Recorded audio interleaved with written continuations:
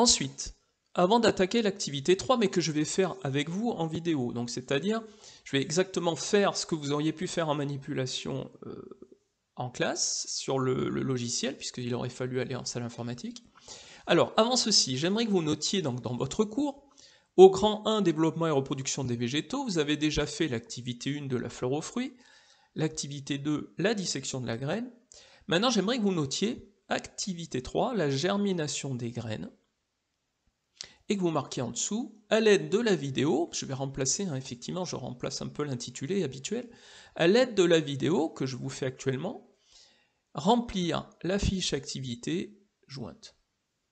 Cela implique donc, dans un premier temps, avant de finir de regarder cette vidéo, à la limite vous mettez sur pause, avant que je donne les explications pour remplir la fiche activité 3, cela demanderait pour intérêt d'imprimer cette fiche activité. Donc c'est la fiche réponse, donc vous pouvez consulter effectivement aussi la fiche 3 qui explique ce qu'il fallait faire, mais ce qui est surtout important, c'est d'imprimer la fiche réponse, chapitre 3, le développement des êtres vivants. D'accord? Avec fiche réponse, expérience 1, expérience 2, expérience 3, avec à chaque fois un petit tableau à remplir, la boîte 1, boîte 2, et surtout comprendre l'hypothèse qui a été testée, et les résultats obtenus pour en arriver à conclure quelque chose. Alors j'y reviendrai après, mais ça c'est très important. Voilà, donc je vous laisse le temps déjà d'imprimer cette fiche, et on va reprendre après avec les explications attendues pour faire l'activité 3 illustrée dans cette vidéo. Venons-en donc à l'activité concernée pour cette semaine. Donc je vous rappelle que vous n'avez pas à la faire, puisque c'est moi qui l'a fait en démonstration vidéo devant vous, à travers cette vidéo, mais par contre vous pouvez remplir la fiche que vous avez imprimée précédemment, afin d'avoir une trace dans votre cours, que vous mettrez à la suite de l'activité 3 là, que vous venez d'écrire sur la feuille de cours, dans les fiches jointes, et qui amènera au bilan que je vous donnerai plus tard. Donc, commençons par le commencement. Il s'agit d'une animation flash qui s'appelle Germination 2. Donc quand vous ouvrez, alors je ne sais pas si vous pouvez encore trouver sur internet, vous pouvez faire une recherche peut-être avec le lien qui apparaît, mais je ne suis pas sûr qu'il soit encore en disposition. À vous d'essayer, comme ça vous pourrez l'utiliser chez vous si vous le souhaitez, c'est toujours intéressant. Donc le but c'est quoi? C'est d'essayer de faire une germination de graines de pissenlit, mais de manière virtuelle, à travers une animation flash. Alors certains l'ont peut-être fait en primaire d'ailleurs en réalité, en réel, avec la germination par exemple des lentilles, qui est très facile à faire, peut-être l'avez-vous faite. Alors une fois que vous avez sur votre page de garde que vous avez à l'écran, vous appuyez sur Suite, petite explication, donc expliquer avec des réalisations d'une ou deux expériences. Alors vous voyez, à chaque fois on ne fait varier qu'une seule chose, c'est ce que j'appelle un paramètre, on ne change qu'un paramètre à la fois pour pouvoir comprendre quelque chose, car si on change plusieurs paramètres en même temps, vous comprendrez bien qu'on ne peut pas conclure grand-chose. Alors, si je clique sur expérience, donc là, apparaît devant vous les éléments qui vont vous servir. En haut, donc vous avez le fond d'une boîte de pétri, le couvercle de la boîte de pétri, un papier absorbant, des graines de pissenlit, une pince et une piscette d'eau. Alors, vous avez tout un protocole qui vous explique comment faire sur la gauche. Et en fait, la zone avec erreur de montage là qui apparaît, c'est là que vous allez mettre vos éléments. En bas, il y a une chronologie sur 6 jours qui permet de voir en accéléré s'il y a germination ou pas. Et vous avez déjà des paramètres qui apparaissent, vous voyez en dessous, qui sont température 20 degrés, parce qu'on aura choisi ceci, et une zone qui est la paillasse. Alors la paillasse, c'est simplement là où vous travaillez au labo, c'est-à-dire la table sur laquelle vous prenez vos cours, où vous faites vos expériences. Alors, si je reprends la fiche que vous avez imprimée.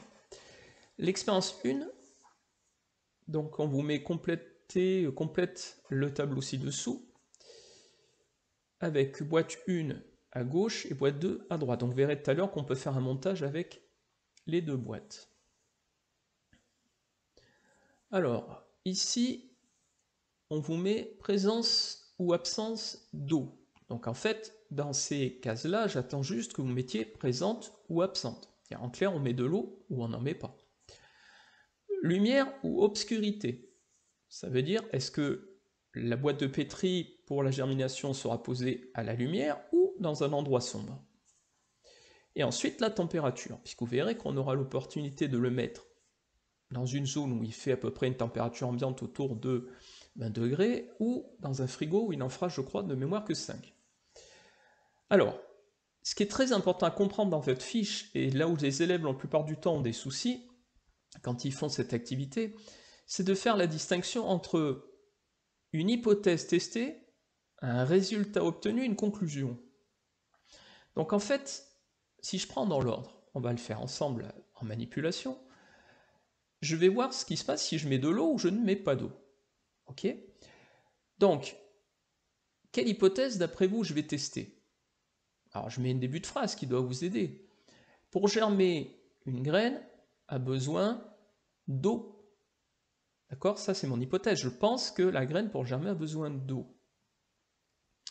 Ensuite, on va voir les résultats obtenus, comparant. Vous voyez qu'on met une boîte de pétri à gauche, une boîte de pétri à droite, avec un seul paramètre qui change, on va pouvoir comparer. C'est l'intérêt d'une comparaison, où il n'y a qu'une seule chose qui change. Donc vous avez compris que dans ma première expérience, je ne ferai changer qu'une chose, c'est dans un cas je mets de l'eau, dans l'autre cas je n'en mets pas. Ensuite, ce qu'il faut comprendre, c'est ça, c'est les résultats que vous obtenez. C'est-à-dire que vous allez dire, dans la boîte de gauche, les graines, elles ont germé ou elles n'ont pas germé, et dans la boîte de droite, les graines ont germé ou n'ont pas germé. Et la conclusion, attention, c'est bien différent d'un résultat. C'est, je réponds à mon hypothèse. Donc oui, pour germer, les graines ont besoin d'eau. On va le voir ensemble, c'est la réponse. Pour germer, les graines ont besoin d'eau. Vous voyez qu'il y a une différence entre une conclusion et un résultat obtenu. Les graines ont germé ou les graines n'ont pas germé, ça c'est un résultat. C'est pas une conclusion. Ça ne me dit pas s'il y a besoin d'eau. En revanche, oui, je peux en conclure que les graines ont besoin d'eau pour germer. Si vous avez bien compris cette distinction-là entre un résultat et une conclusion, c'est très important parce que dans une démarche scientifique, c'est la base de toutes les expériences. Alors, regardons ensemble ce qui se passe si on met de l'eau ou on n'en met pas. Donc je reprends mon logiciel, je mets le fond de la boîte de pétri, je mets un papier absorbant. Dans le premier cas, à gauche, je vais mettre de l'eau. Voilà. Je prends avec la pince, des graines de pissenlit, et je mets le couvercle. Alors, puisque je veux qu'il n'y ait qu'un paramètre qui change, je vais le laisser sur la table. D'accord? Donc sur la paillasse. Là, on me propose deux choses. Soit lancer l'expérience tout de suite, et à ce moment-là, je ne peux pas comparer, puisque je n'aurai qu'une boîte, où j'ai mis de l'eau, ou réaliser une deuxième préparation. Donc c'est ce que je vais faire. Donc je clique sur réaliser une deuxième préparation, et je recommence. Fond de la boîte de pétri, papier absorbant, pas d'eau cette fois-ci, j'ai mis des graines, et je mets le couvercle. Donc cette fois-ci, vous regardez, il y a un récapitulatif en dessous. On vous met eau, graines, lumière, température 20 degrés, paillasse. À droite, on me met pas d'eau, graines, température 20 degrés, paillasse. Donc il n'y a bien que la présence d'eau qui change. On est d'accord? Donc sur la table. Et là, je lance l'expérience. Donc vous allez avoir un petit déroulé vers le bas qui amène à 6 jours et nous allons voir les résultats. Je lance l'expérience. Je commence à voir au bout de 3 jours des feuilles qui apparaissent sur la gauche. Et voilà. Au bout de 6 jours, eh bien oui, les graines de pissenlit ont germé à gauche. En revanche, à droite, il ne s'est rien passé. Donc, par rapport à ce que je vous disais tout à l'heure, l'hypothèse c'est, pour germer une graine a besoin d'eau. Donc il y a marqué 2, mais vous enlevez le, vous faites D' d'eau. Les résultats obtenus, dans la boîte de gauche, les graines ont germé. Dans la boîte de droite, les graines n'ont pas germé.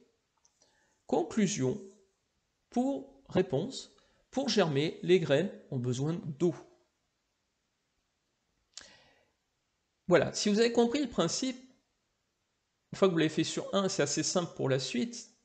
Donc il faut faire exactement la même chose pour l'expérience 2. Cette fois-ci, on va mettre de l'eau dans les deux cas. Mais dans un cas, on va mettre une boîte à la lumière sur la paillasse, mais l'autre au placard, dans l'obscurité. Les deux à température ambiante, puisque le placard et la paillasse sont dans la même pièce, donc nous serons toujours à 20 degrés. Ce qui veut dire que pour l'expérience 2, votre hypothèse est laquelle? L'eau, elle est là. La température est la même. Donc ce sera, pour germer, une graine a besoin de lumière. Résultat obtenu. Donc vous verrez que dans la boîte de gauche ou dans la boîte de droite, il y a eu une germination en fait. C'est juste que quand on est à l'obscurité, dans le placard, les feuilles ont tendance à être jaunes et non pas vertes. Donc ça veut dire que pour germer, les graines n'ont pas forcément besoin de lumière. D'accord? Il y a une petite nuance, attention à la conclusion. Pour germer, les graines ont besoin de lumière ou pas. C'est-à-dire que dans les deux cas, il y a une germination. Donc je vous laisserai remplir la deuxième partie, expérience 2. Nous reste à faire l'expérience 3. Alors je fais dans l'ordre du tableau, vous l'aurez compris. Donc là, il me reste la température qui change. Donc dans mon tableau, je mets présence d'eau à gauche, à droite, lumière à boîte 1, boîte 2, mes températures, cette fois-ci, boîte de gauche, on va la mettre sur la paillasse, donc à 20 degrés, température ambiante, et la boîte 2 à droite, on va la mettre au réfrigérateur à 5 degrés. Donc, votre hypothèse, je pense que cette fois-ci, vous avez compris de vous-même.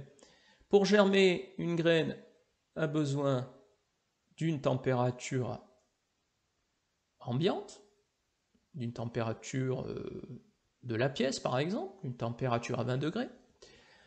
Résultat obtenu, dans la boîte de gauche que j'ai laissée sur la paillasse, les graines ont germé. Dans la boîte de droite qui, elle, a été mise au frigo, les graines n'ont pas germé. Conclusion, elle s'impose d'elle-même. Pour germer, les graines ont besoin d'une température suffisante. C'est-à-dire qu'il faudrait que, dans notre cas, par exemple, elle soit à 20 degrés. Une fois que vous avez compris ces trois expériences que vous venez de faire, c'est toujours intéressant de faire une synthèse à la fin. C'est mon bilan de séance, ce qui m'amènera à mon bilan par la suite dans le cours. Finalement, pour résumer, pour germer, une graine a besoin d'eau et d'une température suffisante, mais n'a pas forcément besoin de lumière. Si vous m'avez écrit ça en quelques mots, vous avez résumé toute l'activité. Et si vous transposez dans la vie de tous les jours? Finalement, pourquoi c'est au printemps que les graines germent et donnent les plantes, notamment dans les champs? Pourquoi les agriculteurs mettent leurs graines dans les champs au mois de, en ce moment par exemple, avril-mai? Tout simplement parce que normalement, au printemps, souvent il pleut, et que la température surtout remonte. C'est-à-dire que nous ne sommes plus en hiver, la température remonte, et la graine atteint une certaine température idéale, qui avec la pluie qui tombe, lui permet de germer. Et donc ça permet d'avoir, rappelez-vous la graine que vous avez vue dans le haricot, d'avoir une plantule qui sort de terre, qui sort de sa graine, et qui va donner la future plante. Voilà ce que je voulais vous faire comprendre à travers cette activité 3, et qui permet de comprendre le phénomène de germination que vous connaissiez peut-être déjà.